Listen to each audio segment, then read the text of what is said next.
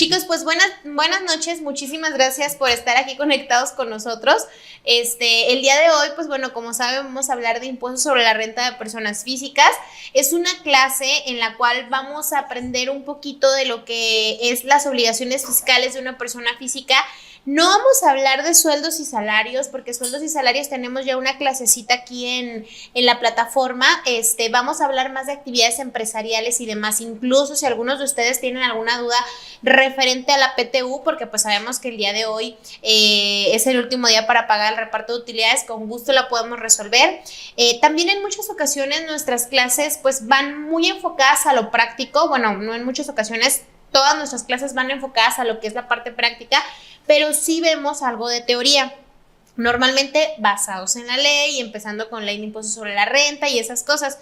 Y justamente hace un rato estábamos platicando con el equipo, en donde igual pues quizá a lo mejor en un ratito más les van a mandar por ahí una encuesta o algo por el estilo, en donde queremos saber qué tanto quieren ustedes que hablemos antes de lo que son las leyes, que es por ejemplo cosas que a lo mejor aprendimos en la escuela, que es la ley de la partida doble, que es un cargo, que es un abono, cómo se contabilizan ciertos gastos, quizá a lo mejor también la elaboración de estados financieros después de haber hecho resultados contables, prácticamente todas esas cosas que en su momento aprendimos en las clases de contabilidad, porque a veces nos hemos dado cuenta de que son registros contables que quizá a lo mejor para muchos de los que ya estamos en el medio pudieran llegar a ser muy básicos, pero a lo mejor para otros no tanto. Entonces, igual por allí les van a estar mandando después una encuesta para ver qué tal les parece ese tipo de clases. Nosotros las hacemos un poco más técnicas, pues, pensando obviamente en reforzar las cosas ya a nivel práctico, pero si les llegara a interesar ver ese tipo de clases,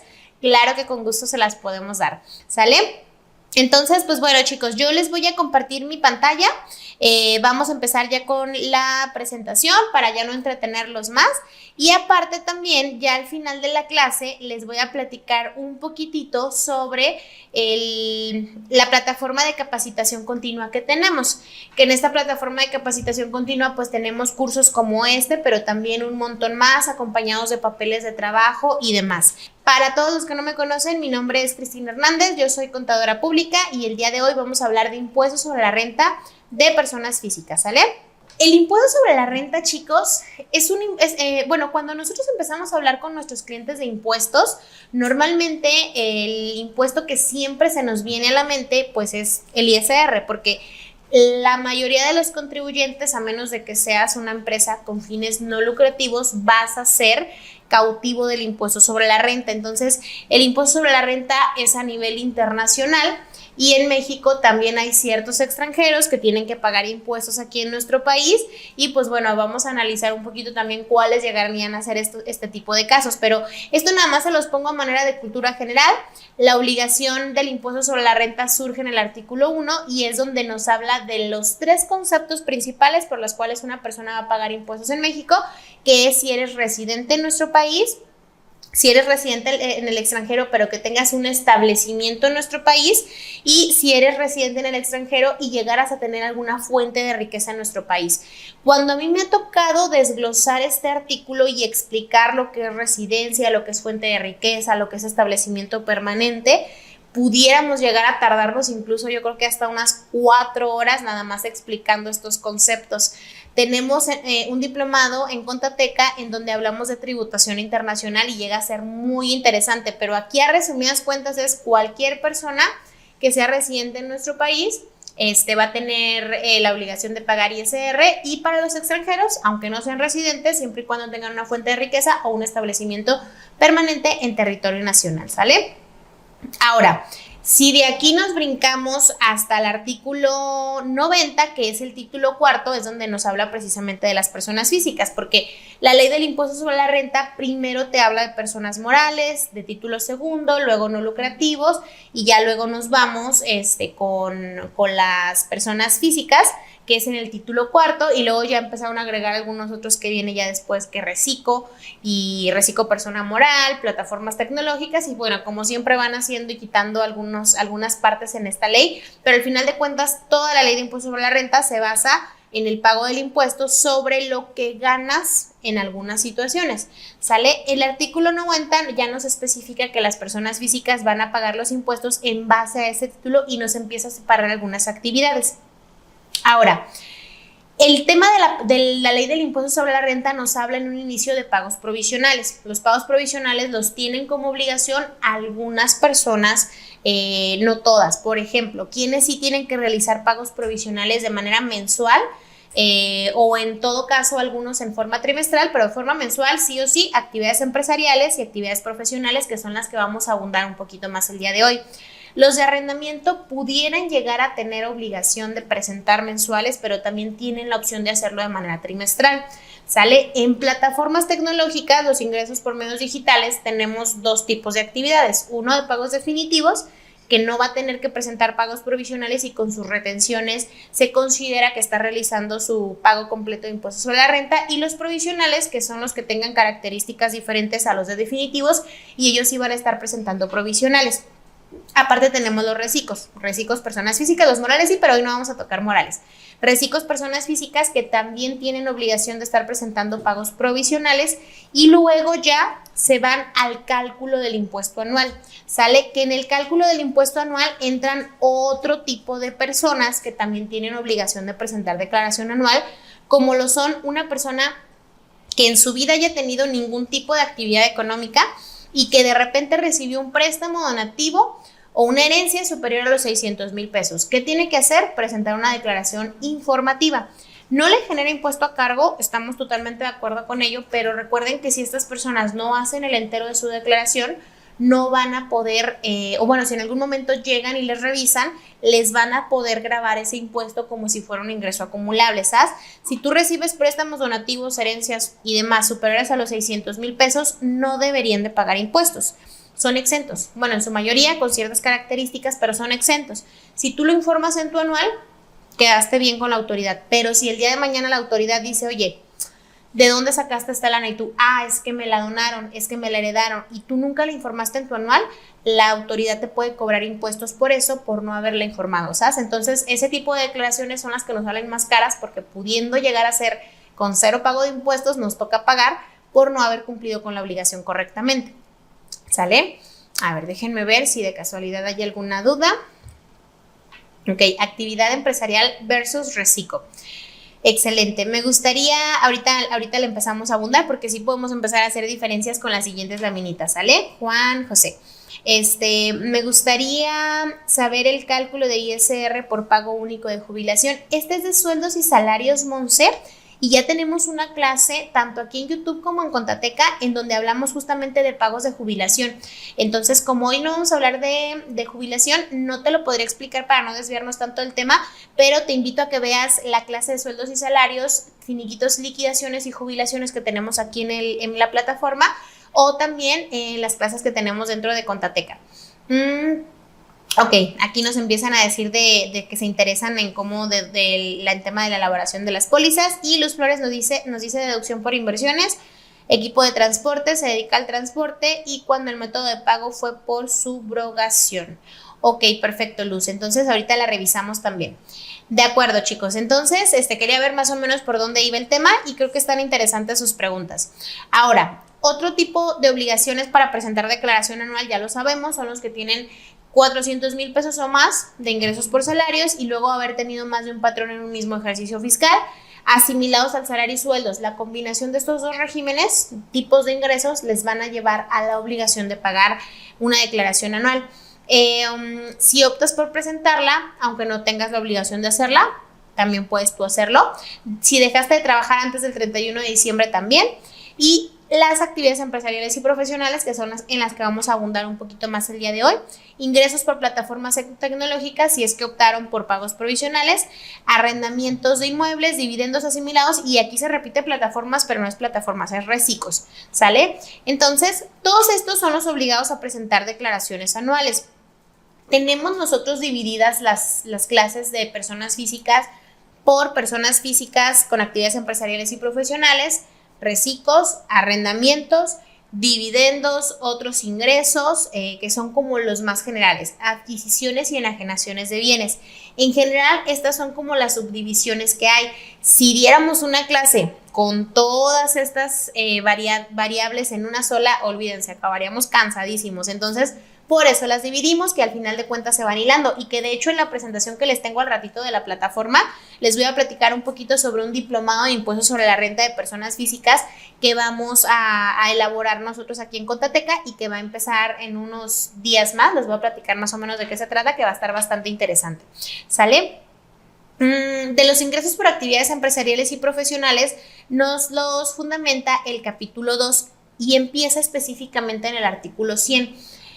Vamos repasando un poquito qué significa actividad empresarial, ¿sale? La profesional queda claro que es la que necesitas una cédula profesional para poder ejercer. Y aquí entramos, por ejemplo, nosotros como contadores, ingenieros, abogados, psicólogos, nutriólogos, cualquier tipo de actividad, incluso los agentes de seguros, porque acuérdense que los agentes de seguros también tienen una cédula para poder ejercer la profesión de seguros, entran en la parte profesional, ¿sale? Y las empresariales son todas aquellas actividades que tienen que ver con el comercio, la industria, agrícolas, ganaderas, pescas o silvícolas, ¿sale? Estas actividades que son como el resto de, a excepción de arrendamientos, dividendos, otros ingresos, adquisición y enajenación de bienes, que son temas como un poquito más esporádicos, pero la empresarial es donde entran todos. Oye, contadora, ¿y tenemos un límite para estar en este régimen? Ninguno, ¿sale? Aquí no nos limita absolutamente a nada, no es como Recico, que en Recico nos limitas, aquí no, aquí tenemos campo libre para poder trabajar y generar los ingresos que queramos, ¿sale? Ahora, hay algunas cosas que ya cuando nos empezamos a adentrar en el tema de la actividad empresarial y profesional, empezamos como a identificar qué tipos de actividades económicas pueden encasillarse en esto, ¿sale? Y la verdad es que a veces se nos olvidan ciertos conceptos porque no sabemos que también se acumulan para efectos de la actividad empresarial o profesional, y aquí los empezamos a analizar, ¿sale? Estos ingresos, bueno, queda claro que cualquier ingreso que tengas por actividad empresarial y profesional, ingreso de la actividad como tal, que cobraste el honorario, que vendiste el producto, lo que sea, son ingresos acumulables. Pero hay otros ingresos que son los que luego se vuelven interesantes en este tipo de clases porque no los tenemos tan presentes, ¿sabes? Y aquí vamos a tocar algunos. Por ejemplo, condonaciones, quitas o remisiones de deudas relacionadas con la actividad. En muchas ocasiones nosotros podemos llegar a pedir un crédito para surtir nuestro local, ¿no? Y resulta que en ese crédito pues nos fue mal, los planes no salieron como queríamos, pedimos 50,000 pesos, no lo pagamos y al final el banco se acerca con nosotros y nos dice: te voy a poner una quita de capital, liquídame con 3,000 pesos, no pasa nada. ¿Qué va a pasar con esos 47,000 pesos que dejamos de pagar? En estricto sentido, tú los acumulas para tu actividad empresarial, se vuelve un ingreso acumulable. ¿Por qué? Porque dejaste de pagar esa deuda. Tenías que haber pagado 50, solo pagaste 3,000, la diferencia se convierte en un ingreso acumulable. Porque ¿qué sucedió cuando agarraste ese dinero? Lo habitual es, pediste ese préstamo, el préstamo no es un ingreso acumulable, empezaste a gastar en mercancía que facturaste probablemente y aplicaste como deducción y lo manifestaste como un IVA acreditable a favor y también como una deducción autorizada. Entonces, cuando le das reversa a ese dinero y no lo pagas, se tiene que acumular, ¿sabes? Oye, ¿y qué pasa si no lo hago? Pues si la autoridad llega a darse cuenta, te puede cuestionar ese ingreso y hacerte que lo acumules, ¿sabes? Sí ha tocado casos en los cuales la autoridad revisa ese tipo de temas, porque no sé si les ha pasado que cuando hay una auditoría, una de las cosas, bueno, ojalá que no les haya tocado y que no les toque nunca recibir una auditoría, pero una de las cosas que siempre te revisan son las cuentas de, obviamente, de deudores y acreedores y cómo están más o menos esos saldos. ¿Por qué? Pues porque de allí pueden sacar como mucho juguito. Deudas que se dejen de pagar por prescripción, obviamente también todo lo que se deje de pagar se tiene que acumular. Enajenación de cuentas y documentos por cobrar. Oye, tengo unas facturas y no me las han pagado y ya me cansé de cobrarle a mis proveedores, a mis clientes, perdón, no me las han pagado, entonces se las vende un abogado. Si yo tenía una cartera de 200,000 pesos en posibles cobros, yo le digo dame 30,000 y lo que tú cobres te lo quedas. Esos 30,000 pesos por lo que vendimos esta cartera vencida la tenemos que acumular como parte de nuestra actividad empresarial. Cantidades que se recuperen de seguros y fianzas por bienes de la actividad empresarial. Aquí ya nos ha pasado, chicos, no sé si a ustedes también, pero por ejemplo, cuando tenemos un siniestro con algún bien de nuestra actividad, por ejemplo, un coche, y le pasa algo, se siniestra y es pérdida total y ahora el seguro nos tiene que pagar. Si el seguro nos paga ese coche y ese dinero entra en nuestras cuentas y lo utilizamos para nosotros hacer algo relacionado con la actividad, compramos mercancías, lo que tú quieras, dale el nombre que sea, tú vas a tener que acumular ese ingreso como si fuera una enajenación de activo. Pero si ese dinero lo utilizas para comprar otro activo, ya no tendrías que, o sea, para reponer el que se siniestro, ahí ya no tendrías que acumularlo, ¿sale? Pero en estricto sentido sí lo haces, tan así que el momento de que la aseguradora te lo paga y ve que tienes actividad empresarial, te obliga a que le factures, ¿sale? Y si te va a depositar 200,000 pesos, tú le tienes que hacer una factura con el IVA desglosado. Esto es bien importante porque luego también se nos olvida que cuando compramos autos son con IVA desglosado, ¿sabes? Entonces allí cuando tú haces esa venta, pues ya tienes un IVA bien grandísimo por pagar solamente por el hecho de que tienes una actividad empresarial, ¿sale? Los gastos a cuenta de terceros sin comprobantes fiscales.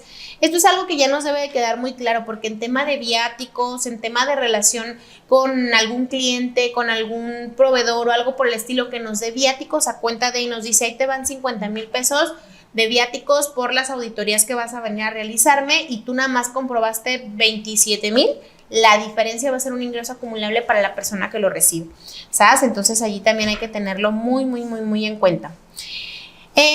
La venta de obras de arte también se considera ingresos por actividades empresariales, ingresos obtenidos por la explotación de alguna patente aduanal, los obtenidos por la explotación de obras escritas, fotográficas, dibujos, libros, periódicos, páginas electrónicas vía internet, todo lo que sea como enajenación o explotación de derechos de autor también.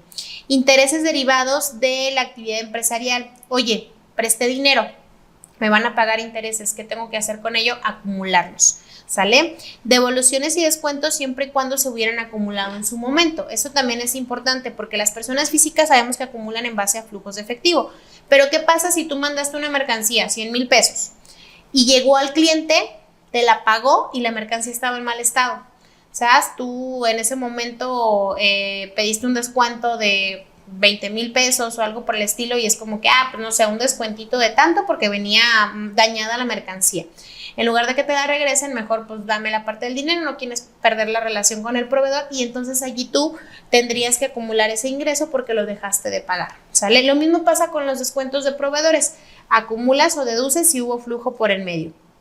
Ganancia en venta de activos fijos. Aquí también es importante porque tú facturas la venta de un activo fijo, pero no acumulas la factura, o sea, la venta total. Tienes que hacer el cálculo del costo y si sale utilidad o pérdida, pues bueno, ya veremos si es un ingreso acumulable o una deducción autorizada. Ingresos determinados por discrepancia. La discrepancia fiscal es algo más común de lo que se pueden imaginar. Acuérdense que la discrepancia fiscal no es otra cosa más que le dije al SAT que gané 100,000 pesos, pero resulta que entre todos mis tarjetas de crédito, viajes, compras, facturas, lo que tú quieras, todo lo que tenga tu nombre o tu RFC relacionado, fueron gastos por 180,000. Entonces, si tú enteraste 100, gastaste 180, la autoridad va a presumir que traes 80,000 pesos de discrepancia fiscal y te los puede hacer un ingreso acumulable. ¿Hasta aquí alguna duda, chicos? Si me cambié de trabajo, ¿hasta qué fecha tiene la empresa en la que laboré para el pago de la PTU? Hasta hoy, Maricruz. Bueno, si es persona moral. Si es persona física, tiene todo el mes de junio todavía. El tema de la criptomoneda como persona física, ¿en qué régimen debo darme de alta y cómo se calcula el impuesto en este tema? Fíjate, Josera, ¿verdad? Josera Rodríguez. El tema de las criptos es un tema bien interesante porque depende mucho de dónde están alojados. Como ahorita es un tema que sigue sin regularse, normalmente se pudiera llegar a manifestar como si fuera un ingreso por actividad empresarial, pero también por intereses de los que pagan el 20% directo. Entonces aquí cuando tú haces un tema de compra y venta de criptos, cuando tú compras, obviamente no obtienes una factura.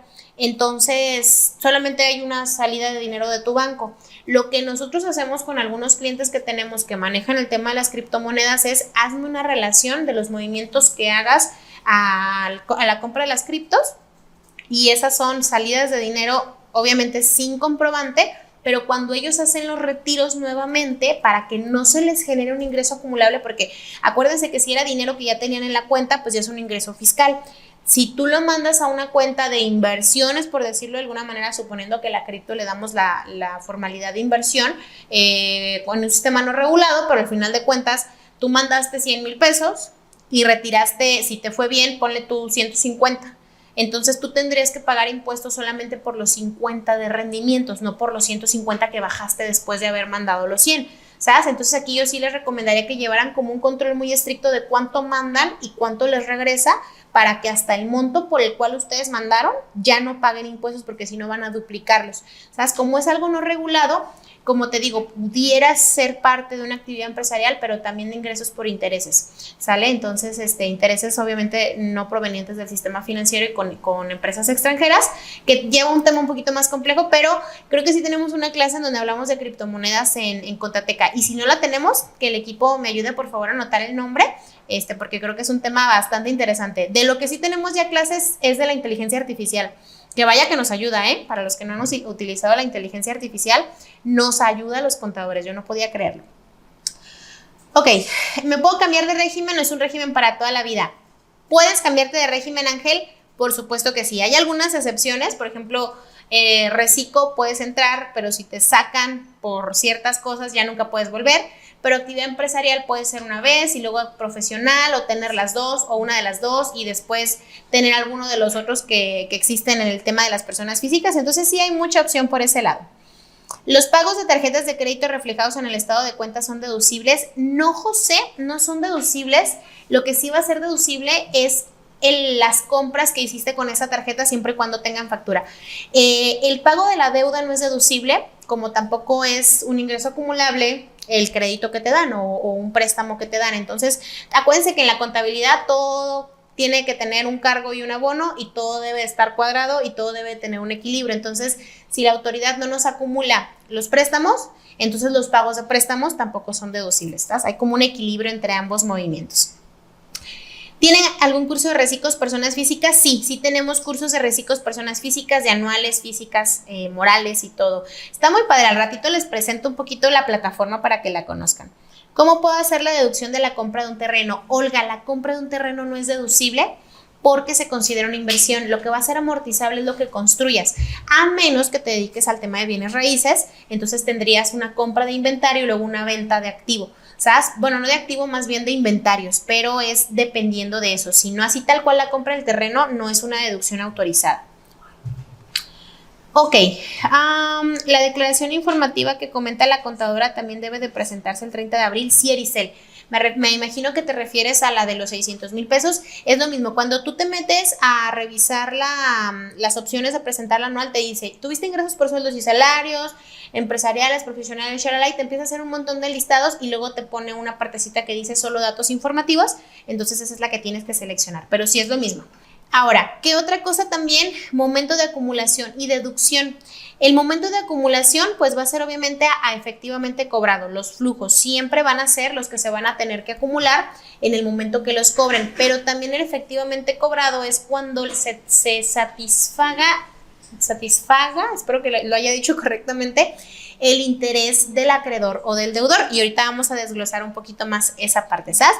El artículo 102 de la misma ley del impuesto sobre la renta nos dice que los ingresos se consideran acumulables en el momento que sean efectivamente percibidos. Si yo te doy ahorita un cheque, pero ese cheque tú vas y lo cobras en 4 días, entonces hasta dentro de 4 días se considera efectivamente cobrado. Si yo agarro y te doy un paquetito de efectivo, entonces en ese momento se considera efectivamente cobrado. Si yo te deposito a tu cuenta de banco, en ese momento que se vea reflejado, se considera efectivamente cobrado. Pero, por ejemplo, si te pago con títulos de crédito, con monederos electrónicos, o si tú, por ejemplo, vamos a suponer que le vendiste una mercancía a una amiga y la amiga anda o sea, un poquito mal económicamente, le pasaron 2, 3 cosas, no te ha pagado y llega el momento en el que le dices, oye amiga, ¿qué te parece si me invitas a un café y con eso quedamos a mano? En teoría, está satisfaciendo el interés del acreedor hacia el deudor. Entonces, debería de considerarse que está efectivamente pagado. ¿Sabes? Entonces, por eso les digo, no necesariamente solo es a flujo. Yo sé que estas ya son ejemplos como muy raros de que pasen, pero puede llegar a pasar. Porque, ¿qué sucede? Que al rato llegue el SAT y te diga, oye, ¿dónde está este inventario? No me cuadra tu inventario. Y tú, es que, pues pasó esto y mi amiga me pagó con un café. Te va a decir, pues acumúlamelo. ¿Por qué? Pues porque ya te pagó. Los faltantes de inventarios, chicos, por eso la autoridad te obliga a que hagas por lo menos un inventario al año. Los faltantes de inventario son ingresos acumulables, porque se presume que es mercancía que ya vendiste y no le enteraste al SAT. ¿Sabes? Entonces, esas cositas son bien importantes. Hay que decirles a nuestros clientes que hagan por lo menos un inventario al año. Ahora, en el tema de deducciones autorizadas, entran algunos, de hecho, justamente algunos de los que comentaron ahorita aquí los vamos a estar analizando. Las deducciones autorizadas empiezan en el artículo 103 de la Ley del Impuesto sobre la Renta. ¿Cuáles gastos puedo deducir? ¿Qué son aquellos gastos que me sirven para mi actividad económica? Y yo en todas las ocasiones le regreso la pregunta al contribuyente o al cliente y le digo, oye, pues tú eres el especialista en tu negocio, entonces por ende cualquier cosa que tú consideres que es estrictamente indispensable para llevar a cabo tu actividad económica va a ser deducible. Y entonces aquí es donde me gusta ponerles algunos ejemplos que ya me han pasado con algunos clientes que yo digo, wow, ¿cómo? O sea, es real que al final de cuentas el experto es el cliente. Nosotros interpretamos y si algo nos queda duda, lo rebotamos con ellos, porque les voy a poner un ejemplo que me encanta siempre ponerlo de un cliente que tengo, que él se dedica a rentar cajas a empresas, él renta cajas, es una cadena americana. Entonces ellos rentan las cajas, por ejemplo, los productores de aguacate, o de frutas que se exportan a Estados Unidos y que van precisamente a las cadenas comerciales grandes como Walmart y demás. Esas cadenas comerciales grandes solamente aceptan un tipo de caja y es justamente la caja que renta a mi cliente. Entonces, los clientes de mi cliente son agricultores, personas que están en la sierra, que están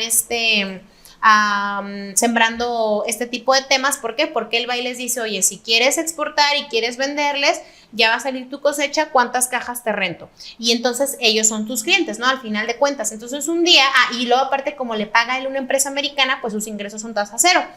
Y en ese momento, pues empiezan a generarse las famosas devoluciones de impuestos. Y cuando se piden las devoluciones de IVA, pues hay que ser muy cuidadosos. Siempre hay que ser muy cuidadosos, pero cuando se piden devoluciones de IVA hay que ser todavía más cuidadosos con los gastos que deducimos. Entonces me acuerdo que un día me llegan una factura como de unas 5 botas, más o menos, unas botas que parecía que eran como botas de lujo por el precio que tenían, quizá la marca no tan reconocida, pero hay unas marcas que son como estilo vaqueras, que pudieran llegar a ser pues costosas, y al final de cuentas te quedas y dices, botas para tu actividad económica, pues a ver, platícame de qué son, porque eran, yo creo que fácil como unos 90,000 pesos en botas, más o menos. Entonces me dice, es que ¿sabes qué, Cris? Acabamos de agarrar un cliente que está en la zona de sabe dónde, de no sé dónde, y para llegar allá tenemos que irnos en carro y luego en camioneta y luego agarras un caballo y luego agarras un burro y caminas no sé cuánto por todo el tema del lodazal. La primera vez que me fui, literal, se me quedaron los zapatos en el lodazal y ya no pude salir y voy a tener que estar yendo porque me hizo un contrato muy grande. Entonces me recomendaron este tipo de zapato para mí, para toda mi gente, porque vamos a estar yendo para allá, y pues son necesarias para la actividad. Entonces ya cuando te explican eso dices, ok, al final de cuentas el experto en la actividad económica es el cliente, no tú como contador, porque tú como contador pues podrás suponer que si este amigo te compra esa cantidad de dinero en botas, dices, pues espérame, o sea, ¿para qué? ¿Sabes? Entonces aquí siempre, chicos, es importante que ustedes les digan a sus clientes lo que tú consideres estrictamente indispensable para llevar a cabo tu actividad económica, que es donde eres experto. Entonces eso es lo que va a ser deducible, porque esa es la regla general. Obviamente hay ciertas acotaciones, ¿sale? Y te dice que las devoluciones, descuentos, bonificaciones, te dice que no van a ser deducibles, contestando a la duda de una de nuestras compañeras el día de hoy. Los activos fijos, los terrenos, acciones o partes sociales. Todo lo que te limita, o sea, pues si te fijan aquí también, onzas Troy y piezas de oro y demás, ¿por qué no son deducibles? Porque la deducción es un desgaste o una disminución del dinero. Cuando yo compro un inmueble, compro un terreno que todo el tiempo se va aumentando de valor, hay una plusvalía. Esa plusvalía no es un ingreso acumulable, ¿sabes? Entonces, si mi terreno con mi construcción, vamos a ponerle un edificio, yo lo compré en 10 millones de pesos, quizá en 10 años ya cueste 15 millones. Oye, voy a tener que pagar impuestos por esa apreciación de mi inmueble que yo compré. No vas a pagar impuestos, ¿sale? ¿Por qué? Porque al final de cuentas esas apreciaciones no se pagan, pero la construcción se va desgastando y entonces por eso lo que es el valor de la construcción se deduce vía amortización. Cada vez que va pasando un año, pues el inmueble se va desgastando más, hay que meterle mantenimiento, hay que pintarlo, hay que arreglar tuberías, temas eléctricos y entonces se empieza a convertir en un gasto, pero solamente la construcción, porque la tierra, como tal, esa gana valor, ¿sabes? Entonces cuando nos queremos preguntar si algo es deducible, oye, compré oro, ¿es deducible? Pues no, porque gana valor, ¿sale? Y lo que sí es deducible, pues son aquellos gastos estrictamente indispensables, las inversiones vía amortización o depreciación, los intereses de créditos derivados de la actividad empresarial, cuotas de seguridad social, obviamente, y algunos impuestos locales. Tampoco se puede deducir un terreno si estoy en actividades agrícolas. Fíjate, Adriana, que no soy especialista en agapes. En el curso en Contateca tenemos cursos que son especialistas en agapes, pero no veo algo, no recuerdo algo que haga como excepción a los agapes que puedan deducir las compras de terrenos, ¿sabes? Entonces, hasta lo que te puedo decir ahorita no es deducible, a menos que un especialista en agapes diga, no, ¿sabes qué, Cristi? En el caso de los agapes, sí hay una deducción por ser sector primario y tener ciertos beneficios especiales, pero hasta donde yo conozco, ni para los agapes sería deducible, ¿sale? Ok, tuviste un siniestro y la aseguradora me detuvo el 20% de ISR, no me desglosó IVA y en ese momento yo me encontraba en suspensión de actividades. Por tanto, la factura tiene régimen sin obligación fiscal. Monses, tu ejemplo es muy bueno porque lo que tú comentas es lo que pasa justamente con las aseguradoras cuando tú no tienes actividad empresarial y profesional. De todas formas, tuviste un ingreso, entonces las retenciones que te hacen es porque tú no puedes facturarles, ¿sale? Y ellos, pues al final de cuentas, pagan el ingreso, el impuesto por ti, ¿sabes? Por eso están estas retenciones. A veces sale más caro no tener actividad empresarial. Como persona física con actividad empresarial, ¿puedo comprar un terreno y cómo lo puedo declarar? Sí, Olga, lo puedes comprar, entra como tus activos, pero si tú te vas a dedicar a comprar y vender terrenos, que esa sea tu actividad, entra como inventario y luego ya lo vendes, ¿sale? Al momento de que lo vendes ya se pone así. Contadora, aprovechando la mención de las devoluciones, ¿tienen algún curso sobre Contateca? Sí, Adriana, si tú ya estás en Contateca, y luego dice, ¿y en tu experiencia consideras que es más factible solicitar devolución o acreditar los saldos en declaraciones posteriores? Fíjate, Adriana, que aquí yo te regresaría a la pregunta y eso es algo súper importante. Si tú sabes que tienes una contabilidad sana, que los gastos que deduces reúnen requisitos y son estrictamente indispensables y tu cliente es muy ordenado y demás, yo no le veo ningún problema en que solicites las devoluciones. Te voy a decir por qué. La mayor parte de las veces nos niegan la devolución porque algo no le cuadra a la autoridad, pero cuando todo cuadra, difícilmente te la van a negar. Y contestando a tu pregunta del curso, sí, tenemos un taller de devoluciones y compensaciones en donde les explicamos desde el punto A hasta cuando te regresan la devolución o cuando tienes que ir a pelearla a la autoridad y entrar en un proceso judicial, los tiempos y todo eso. O sea, es un curso bastante amplio que está muy padre. Si tú ya estás en Contateca, igual acércate con Melanie o Cassandra, ellas te pueden decir cuál es el curso que puedas tomar. Los requisitos de las deducciones, chicos, esto está relativamente sencillo. Gastos mayores a 2,000 pesos se pagan con medios electrónicos, menores a 2,000 pesos se pueden pagar en efectivo, pero la gasolina no. El combustible se tiene que pagar sí o sí con medios electrónicos, aunque sean 5 pesos. Hay algunos regímenes que tienen ciertos beneficios en el pago del combustible en efectivo, pero para eso hay otras clases. Actividades empresariales y profesionales no tienen beneficio directamente de eso, y la única forma en la cual puede ser relevado de pagarlo por medios electrónicos es cuando lo haces en lugares donde no tienes acceso a medios electrónicos. Y esto no es como que yo dije, híjole, fui a tal pueblito y no tenía señal. ¿Se considera una zona rural? No, tiene que estar delimitada geográficamente y la autoridad lo delimita. Si ustedes buscan zonas que se consideran rurales y sin acceso a servicios financieros, te lo manda directamente la página del SAT y te dice cuáles son las zonas en donde sí te releva de no pagarlo por medios electrónicos, ¿sale? Ok, muchas gracias. Sí, yo soy parte de la comunidad. Ah, excelente, Adriana, muy bien. Seguridad social, ¿cuándo la puedo deducir? Cuando tengas asegurados a empleados. Las cuotas de seguridad social son deducibles, y los impuestos locales que puedes deducir, el predial, la tenencia, que aquí en Jalisco tenemos tenencia, verificación, tenemos tenencia o verificación, o las dos, ni me acuerdo, las dos, ¿verdad? Dios santo, las dos, tenencia, verificación, el predial, el impuesto sobre nóminas, el impuesto cedular, creo que ese es otro impuesto que tenemos. De repente a cada estado se le bota la canica y dice, ahora voy a cobrarles impuestos por esto. Creo que en Ciudad de México están haciendo ya como un preregistro para mascotas. Yo espero que solamente sea por registro normal y no al rato que digan, hay que cobrar un impuesto por tener mascotas o algo por el estilo, porque eso es por estado. Acuérdense que la legislación fiscal es federal, pero también estatal e incluso en ocasiones municipal, ¿sabes? Entonces el estado puede poner sus reglas e imponer algunos impuestos locales por allí medio interesantes. ¿Los reconoce la ley fiscal para deducirlos? Pues sí, ¿sale? Entonces son ese tipo de impuestos. Ok, el tema de los pagos provisionales, chicos, es relativamente sencillo. Aquí, bueno, el provisional empieza con este procedimiento y nos lo marca el 106, ¿sale? Lo que vimos de ingresos, pues ya saben, ¿no? Ingresos por la actividad y los que no necesariamente son tan frecuentes, pero sí pueden existir. Entonces, agarras los ingresos, le quitas las deducciones autorizadas que reúnen requisitos.